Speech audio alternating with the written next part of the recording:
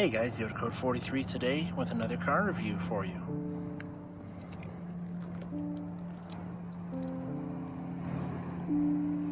This is a 2020 Nissan Maxima SL.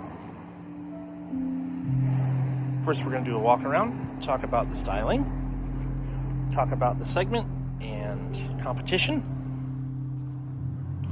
Then we'll check out the lights, check out the interior under the hood and in the trunk. Then we'll go for a drive.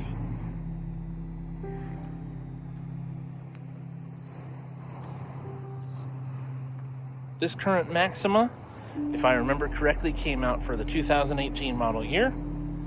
If I have that wrong, I will make sure to list that. But it's actually a pretty wild but pretty handsome design overall. Lots of different shapes and angles working together. Has a floating roof design. You can see the division here and then the black pillar here. Of course, I also believe I've seen these cars in two-tone.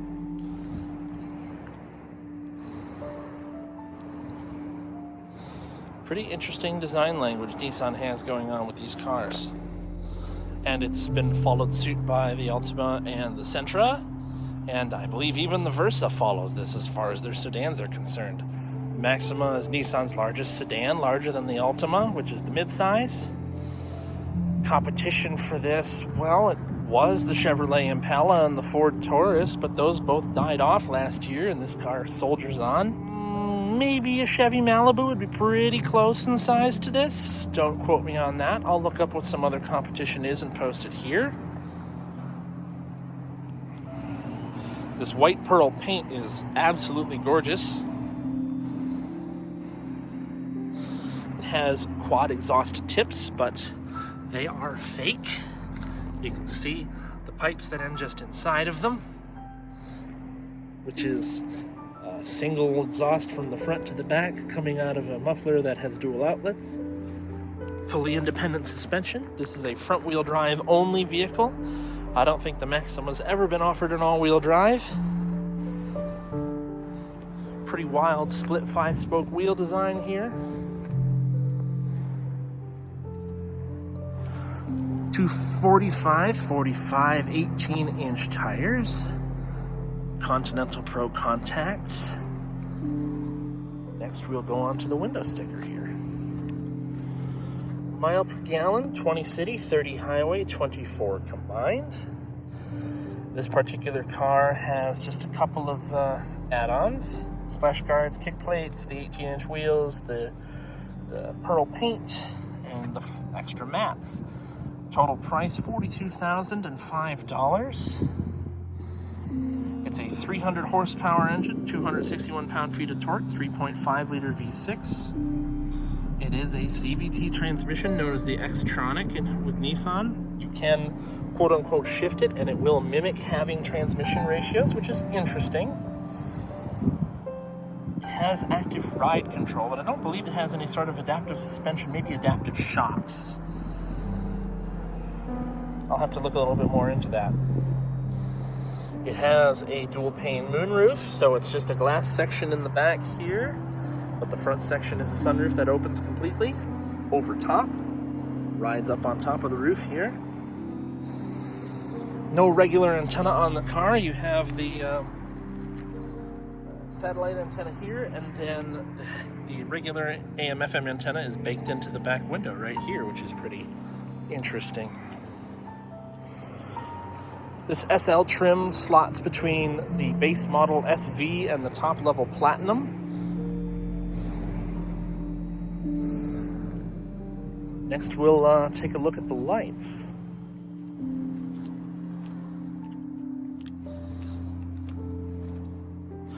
It is keyless entry via this button on the door. Pressing it once, the car was unlocked, now it is locked. Press again to unlock, then it will open. You get a flash of the lights and that little chirp you heard. Start the car quick for the lights. Lights are on, hazards on. Here we go. It has a nice aggressive note coming from the exhaust when you first start it up cold. It sounds pretty cool. So, full LED headlights and turn signals. Daytime running lights are what you see freaking out on the camera. This U shape here. Turn signals down below, and then the headlights are, well, the low beams are here, the high beams are with all of them on. I'm sure they're amazing at night. No fog lights on this car, which I find surprising, but I'm sure it doesn't really need them.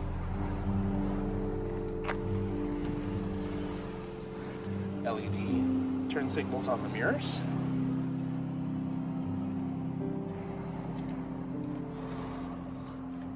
The tail lights. The signals are on the top part. The brake lights are in the middle part here. You have the running light, which is around the perimeter, and then the reverse lights are LED in there. Now we'll check out the trunk. Incandescent light bulbs back there. Rear view camera. Electronic trunk release. It's a large trunk, but honestly not any larger than the VW Jetta I drove the other day, which is shocking considering the Jetta is a compact and this is kind of an upper mid-size car. It has these really cool hooks for hanging grocery bags. I'm a big fan of those. This looks like seat release here. Looks like. Yep, sounds like. I don't actually see them moving.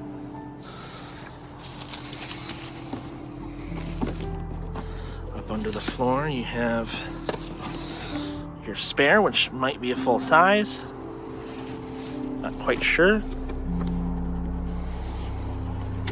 Of course, can't get everything back where it came from.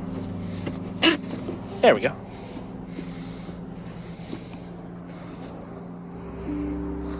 Oh, an integrated pull handle for the trunk. There you go. Now we'll look under the hood.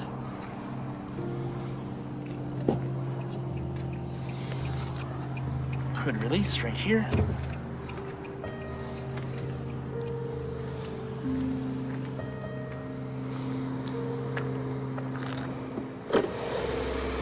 Hood struts. So, Nissan's 3.5 liter V6, 300 horsepower, 261 pound-feet of torque. Transverse mounted, front wheel drive only, as far as I understand. It's packed in here pretty tight. I'm sure serviceability is kind of a nightmare. Power steering fluid here, it's still hydraulic. Oil check, coolant fill and check. Brake fluid, air intake system along the back side, battery, washer fluid right up front.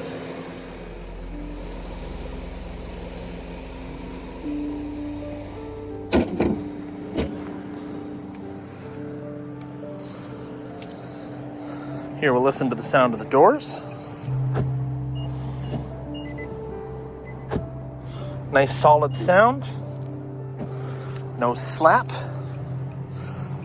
There's this interesting textured treatment on the door trimming. It goes all the way across the dashboard, but I'll get into that in a minute. First we'll look in the back seat.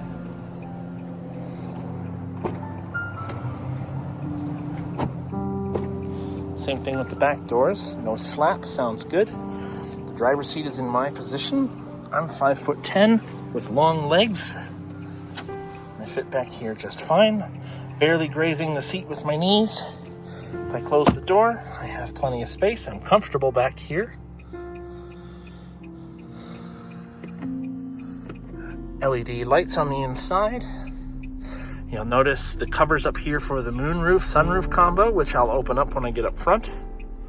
This cream leather interior goes nicely with the white pearl exterior and has a nice contrast with the black throughout. You'll see that door trimming continues all the way around the car. Gloss black around the door handles. Power window switches. Seats back storage on both sides. Center armrest with looks like a good place for a phone and cup holders.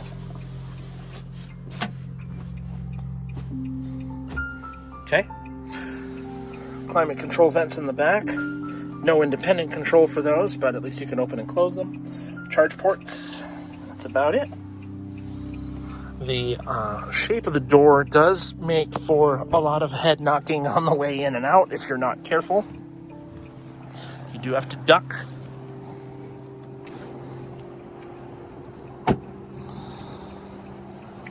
Now into the front. The front is a pretty nice place to be overall.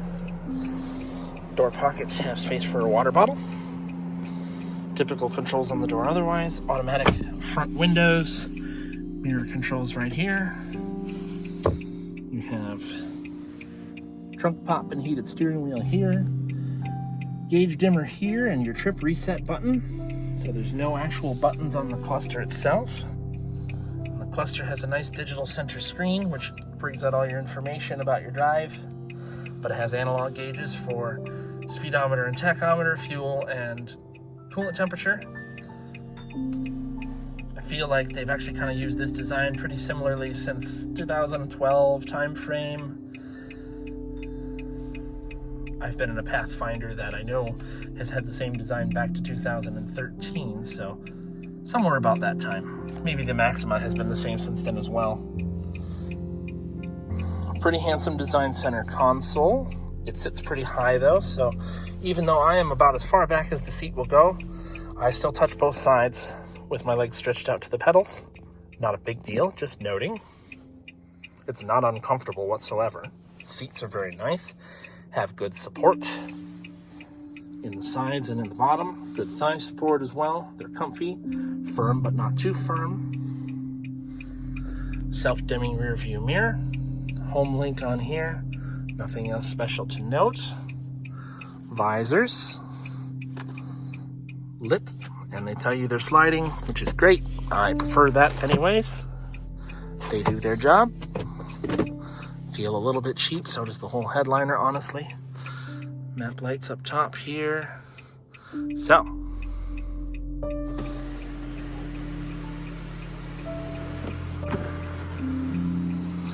the covers move away and then the front panel moves open. That's as far as it goes, but it's a pretty interesting open experience with all that open in here. Opens and closes quickly and quietly.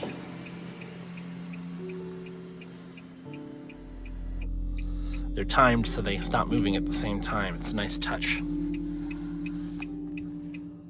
can see how that trimming integrates into the dash. The fit and finish is pretty nice. There's some gaps I don't love, but who am I to judge? So it says camera here. What does that mean? Ah, camera settings. Okay. So, turn off the lights here so we can see better. Center screen is kind of a matte finish. It looks pretty nice, good definition. Reacts pretty quickly to inputs. Takes a second to respond, but at least realizes the touch quickly. Sound system is Bose. It sounds pretty good. The navigation system looks a little bit dated, but the functionality is pretty solid. I don't mind it. Hard buttons for your climate control throughout, which is of course a nice touch. The automatic shifter feels a bit dated, but at least it feels really connected to something. This satin silver trimming here is nice. This black leather is kind of a nice pad for your knee. Little extra storage pocket here for a phone to hide away. It's actually pretty large in here. Put my whole hand inside. And then your charge ports and auxiliary line. Large cup holders. No grippers in here though. Heated seats. Center armrest, which is non-moving, but it's in a good place. Has good cushion on it. Flocked center console with a power point and another space for a phone in there. Glove box feels nice. Is flocked on the inside. Has a good damper. Doesn't feel cheap. Sunglass cubby up top too, and then didn't really show the sunroof controls, but there they are. So this looks like this actually will control the center screen. I haven't ever messed with it before. Okay. There is actually a sport mode in this car. It tells you sport mode there. Traction off button. And the steering wheel itself is a 4-spoke, 3-spoke, 4-spoke design, however you want to call it, with this space down here. The leather wrapping feels pretty nice. Plastic feels a bit cheap, honestly. Horn. I heard it echo off the building over here. Radio controls all on the left. Cruise controls on the right. Simple as that. That's all there is to cover in here, really. Now we'll go for a little drive. Oh, and I forgot to cover. That is a push-on, push-off e-brake. Interesting to see in a full-size sedan that's in the year 2020. Now we'll go for a drive. Just to quick cover the key. Nothing on the back side. Front side has remote start, lock, unlock, trunk pop, and panic alarm. So, put her in drive. Off we go.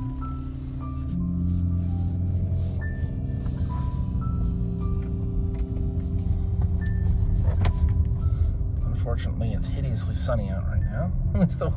I like sun, I promise, but driving right into it's not fun.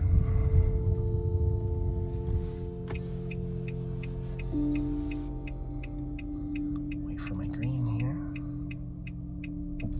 There it is. Ride quality is very nice.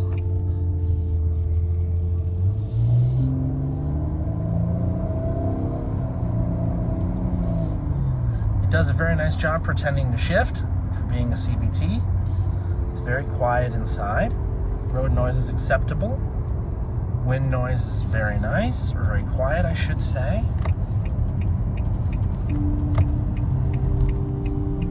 Brakes feel pretty good and solid.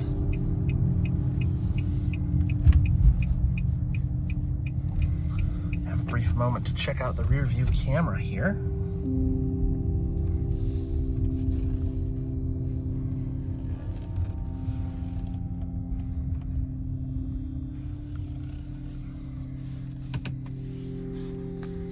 So this one does steer with the steering wheel. It has nice distance meters. The resolution is all right, but you can see what you need to just fine. Also notable on the center screen when driving is, based on your location, it will tell you the speed limit on the current road you're driving on. Distance to empty down here, total mileage, la-di-da. Okay, so we'll put it back into sport mode. Aha, there's a different gauge cluster for sport mode. It says power. It tells you, I'm guessing that's oil temperature and gearbox temperature as well. Interesting. Good things to note if you're going to drive more spiritedly.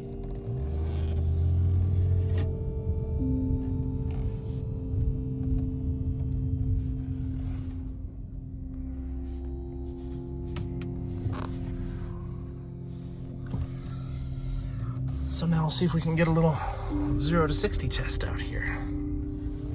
Traction control on. Don't need to be burning tires.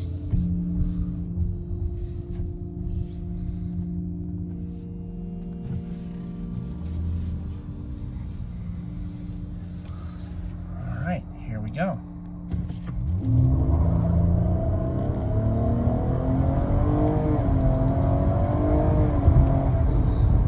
It's pretty darn quick. That 300 horsepower really comes on. It mediated the wheel spin pretty well.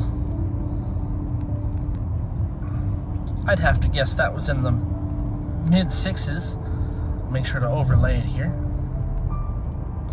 Pretty enjoyable drive. The sound is pretty average for a V6, but I don't mind it. So, 2020 Nissan Maxima SL. Pretty fair amount of fun to drive. Sport mode or regular mode. I like the power gauge on the dash.